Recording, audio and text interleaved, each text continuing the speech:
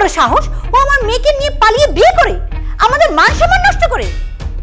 তোমাকে যদি আমি বিয়ের আগে পেতাম তাহলে তোমার বুকের ভেতরের কলিজাটা টান দিয়ে দেখতাম যে সেটা কত বড় হয়েছে। পাপা, মাম্মি, ও শাহিল, ওকে আমি ভালোবেসে পালিয়ে বিয়ে করেছি। আসসালামু আলাইকুম। ওয়ালাইকুম আসসালাম। তোমার কপাল খুব ভালো যে আমার মেয়ের সাথে তোমার বিয়ে হয়ে গেছে। বিয়ের আগে যদি তোমার সাথে আমার দেখা হইতো, আমার হাত থেকে তোমাকে কেউ বাঁচাতে পারতো না, আমি তোমাকে গুলি করে মারতাম। তুমি যাই বলো, ওকে কিন্তু আমি আমার মেয়ের জামাই হিসেবে এত সহজে মেনে নেব না। ওর কত বড় সাহস, ও আমার মেয়েকে নিয়ে পালিয়ে বিয়ে করে আমাদের মান সম্মান নষ্ট করে। তোমাকে যদি আমি বিয়ের আগে পেতাম তাহলে তোমার বুকের ভেতরের কলিজাটা টান দিয়ে দেখতাম যে সেটা কত বড় হয়েছে। আহা মাম্মি, যা হবার তো হয়ে গেছে। ও এখন তোমাদের সান ইন ল, আর তুমি ওর সাথে এভাবে কথা বলছো কেন? আমার বাবুটা ভয় পাবে না? এভাবে কথা বলবে না তার কিভাবে কথা বলবে? আপু, তোর চয়েস যে এতটা খারাপ এটা আমি আগে জানতাম না।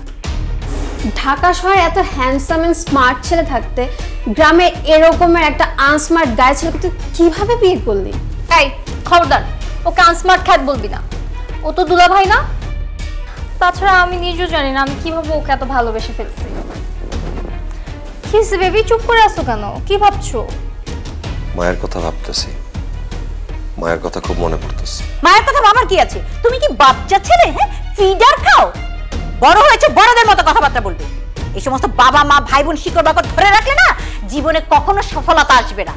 জীবনে বড় হতে হলে মায়া ত্যাগ করতে হবে। আর মায়া এমন একটা খারাপ জিনিস, সবাইকে আঁকড়ে ধরে রাখে, কখনো মানুষকে বড় হতে দেয় না। তোমাকে আমি লাস্ট ওয়ার্নিং দিচ্ছি, জীবনে বড় হতে হলে এই সমস্ত ইমোশনাল কথাবার্তা বাদ দিতে হবে, বুঝতে পেরেছো? জি আচ্ছা।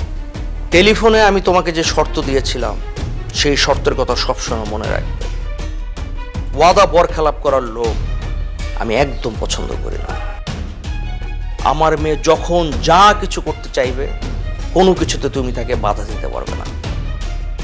আমার মেয়েকে আমি অনেক আদর যত্ন করে বড় করেছি, আর কোনোদিন আমার মেয়ে তোমার নামে যেন কোনো কমপ্লেন না করে।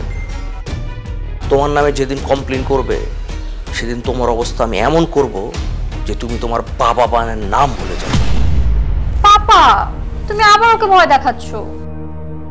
ও খুব ভালো একটা ছেলে, আমাকে অনেক ভালোবাসে। ও আমাকে কোনোদিন কষ্ট দিবে না, তাই না বেবি?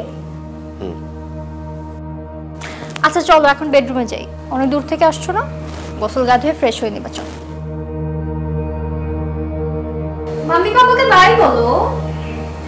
আসসালামু আলাইকুম। ওয়ালাইকুম আসসালাম।